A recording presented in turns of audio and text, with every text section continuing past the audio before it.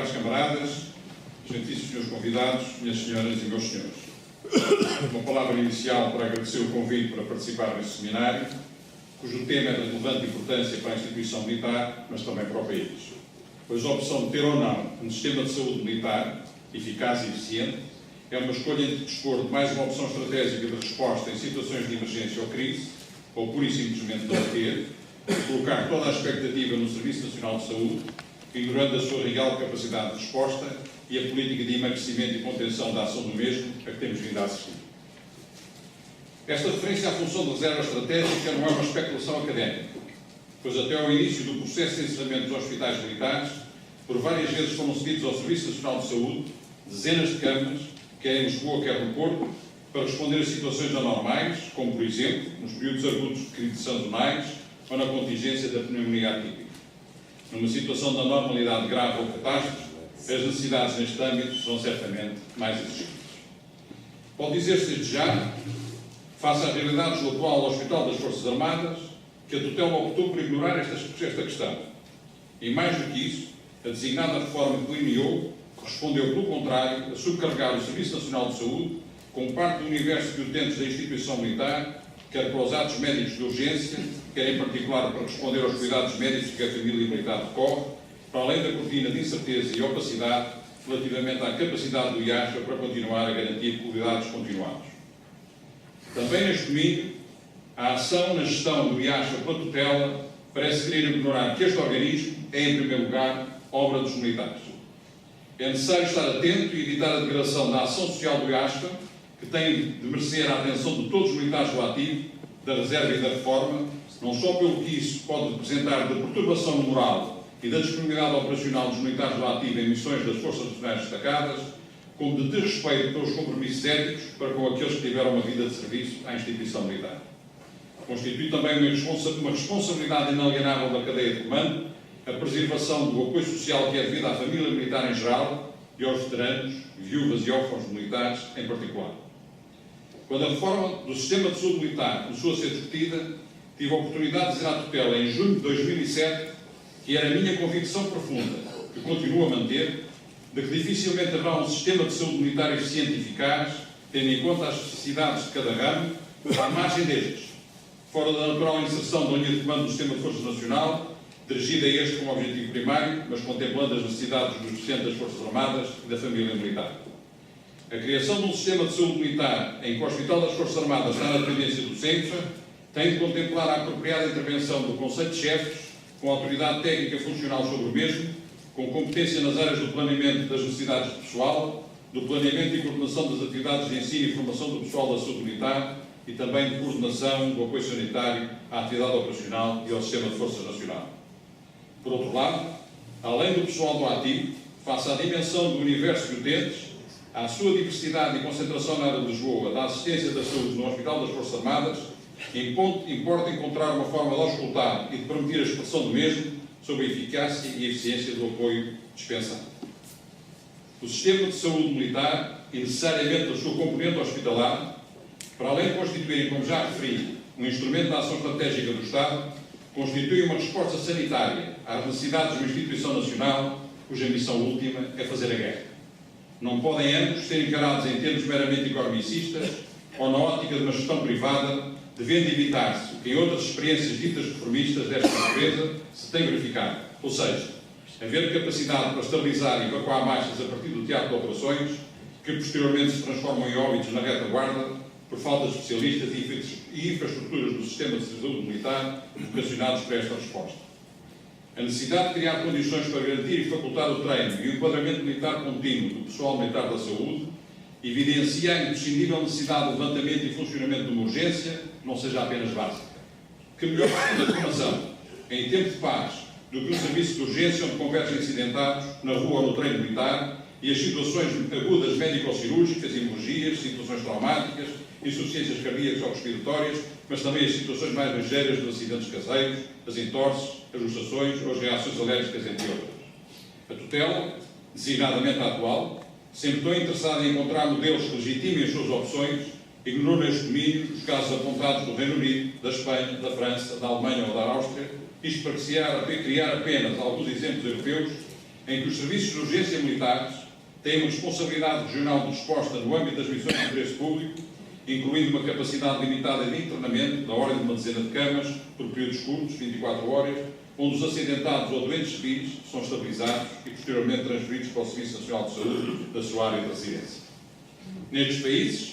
é nestes serviços de urgência militares que se estimula e desenvolve a preparação e o treino dos jovens médicos militares e demais profissionais de saúde e de diagnóstico no tratamento das situações traumáticas e de choque, dos primeiros cuidados aos queimados, ou, quando adequado e possível, da cirurgia de emergência. A realidade atual do Hospital das Forças Armadas, por opção da tutela, é de um total alinhamento a esta problemática. Esta anunciada reforma, sempre referida pela tutela como uma realização estrutural do seu consulado, centrada na criação do Hospital das Forças Armadas, não conseguiu ainda, ou não quis, caracterizar com clareza uma filosofia da cadeia da saúde militar e do estabelecimento da ligação entre o que acontece ou pode acontecer no teatro de operações e qual a capacidade de resposta que deve existir, a par do apoio da retaguarda a estabelecer em território nacional.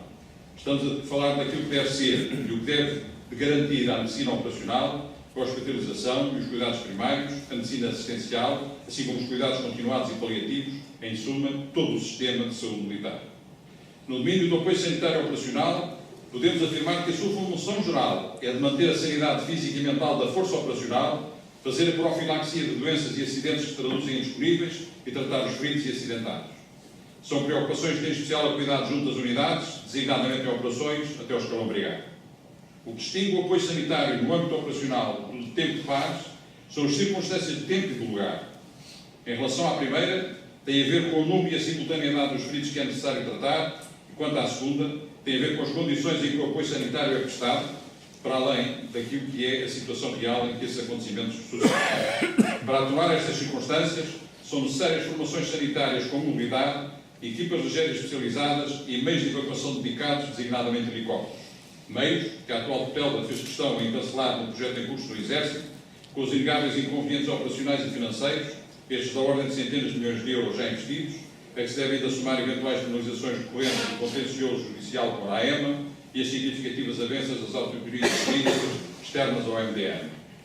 No domínio do apoio sanitário operacional, deve merecer reflexão não só a doutrina OTAN neste âmbito e a regra 10.1.2, a chamada Golden Hour, no sentido de ser garantido nos teatros de operações o tratamento cirúrgico primário dentro de uma hora, como também o apoio ao total levantamento do Hospital de Campanha do Exército, capacitando para o desempenho dos tipos de tratamento designados por rolo 2E, que faz a transição entre a triagem e cirurgia de controle de danos e a cirurgia mais especializada e os cuidados intensivos e pós-operatórios. Esta é a estrutura de apoio sanitário reconhecida pela OTAN como adequada a uma brigada em operações, dando resposta à regra enunciada, devendo a mesma ter capacidade para, na frente de batalha, destacar equipes capazes de efetuarem cirurgias de emergência essencial, com as prioridades para salvar vidas, evitar amputações, controlar hemorragias, repor volemia, iniciar a terapêutica antibiótica e estabilização de fraturas, de forma a possibilitar a evacuação para a estrutura hospitalar. Ainda no domínio hospitalar, mas com evidente incidência operacional, a OTAN preconiza que os países membros devem dispor, como resposta às novas ameaças bioquímicas, de uma capacidade de resposta que envolva uma infraestrutura hospitalar que proporcione uma capacidade de internamento entre 50 a 100 camas com contenção biológica,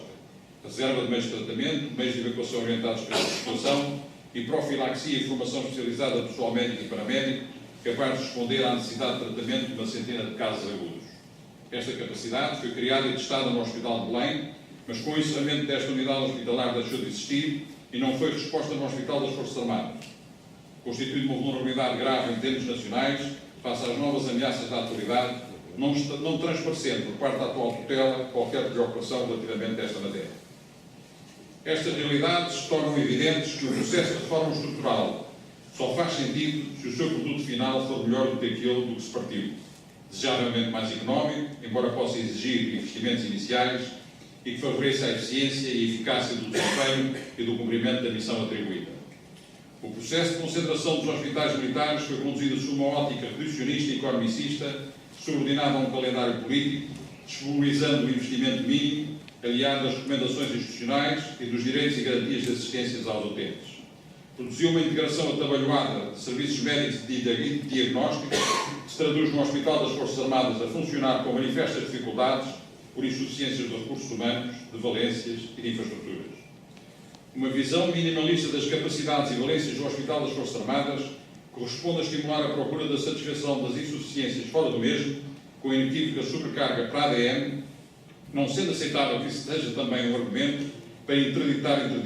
internamentos nesta unidade hospitalar, como parece ter sido decidido desde o passado mês de agosto, pelo que isso representa de desresponsabilização do Hospital das Forças Armadas perante novas soluções de meios, de diagnóstico ou de terapêutica.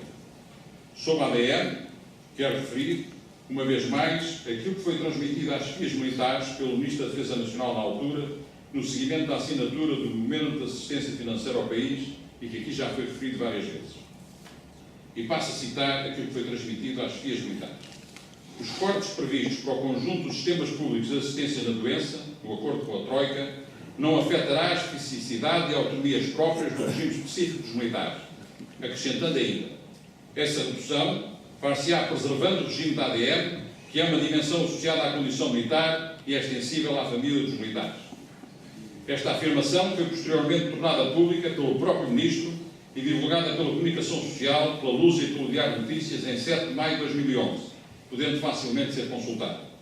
Chamei a atenção para esta posição junto à atual tutela em Conselho Superior de Defesa Nacional, continuando a instituição militar a ser credora deste compromisso e, pelo contrário, a verificar cumprimentos diversos, como seja, por exemplo, o agravamento das contribuições individuais para a ADM. Uma palavra sobre o laboratório militar de produtos químicos e farmacêuticos, que até ao início deste processo sempre se assumiu como um órgão incontornável no conjunto logístico da estrutura hospitalar, responsável pelo fornecimento de mais de 60% do material sanitário aos 3 anos das Forças Armadas, assim como das Forças Regionais destacadas e também de diversos medicamentos específicos, como a metadona, havendo ainda acordos com o Infarmed para a produção dos chamados medicamentos órfãos.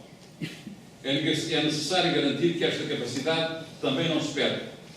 assim como clarificar a sua inserção no sistema de saúde militar, pois na atualidade assiste-se à situação peculiar do Estado-Maior-Geral das Forças Armadas, órgão essencialmente vocacionado para o Comando Operacional de Forças, que passa no âmbito da presente reforma a ter na sua dependência um estabelecimento fabril, concretamente o Laboratório de Produtos Químicos e Farmacêuticos.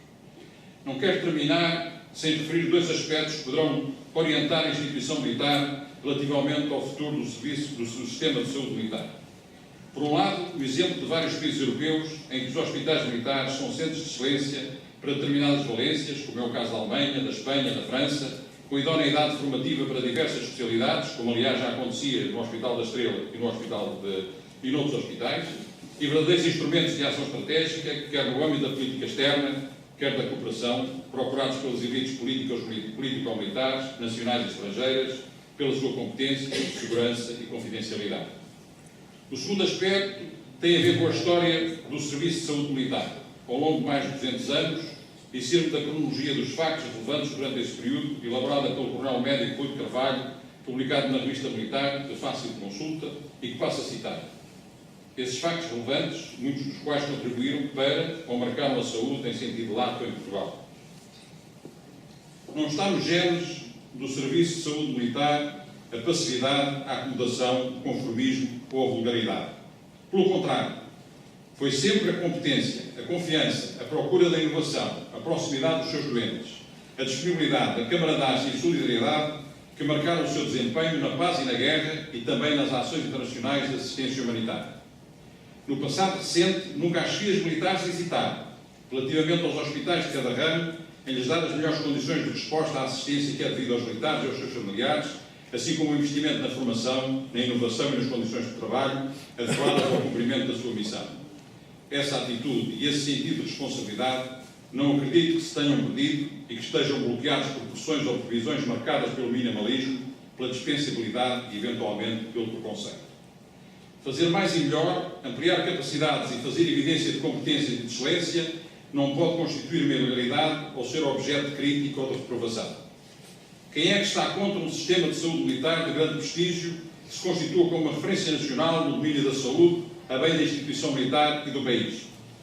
Um sistema de saúde militar em HFAR seja um fator de coesão da instituição militar que estimule e motive os recursos humanos dedicados à saúde, médicos, farmacêuticos, enfermeiros, auxiliares e outros profissionais de saúde, assim como a continuação da formação dos futuros médicos militares nas academias militares e a escola naval e demais pessoal para o serviço de saúde, na Escola de Saúde Militar. Este é o momento de voltar a assumir a construção de um Hospital das Forças Armadas, em que as filhas militares referiram no início deste processo que o resultado final tinha de ser melhor, ou pelo menos igual ao que existia. É necessário agafar que aposta na modernidade, na inovação e na abrangência, diversidade e complementaridade de valências, que lhe garanta a dimensão que permita responder, com fluidez e oportunidade, às necessidades dos 3 anos das Forças Armadas e da família militar, assim como o apoio que sempre foi garantido aos deficientes das Forças Armadas e que deixe de ser tratado como uma mera dependência de uma qualquer infraestrutura militar. É necessário voltar a viver o ambiente de confiança, de competência, de proximidade aos doentes, de responsabilidade e solidariedade, bem expresso nas palavras transmitidas a um diretor dos nossos hospitais militares, por um general comandante de uma região militar, num momento muito difícil da sua saúde e que passa a citar: é aqui que trato os meus soldados, é aqui que quero e devo ser tratado. Muito obrigado pela vossa atenção.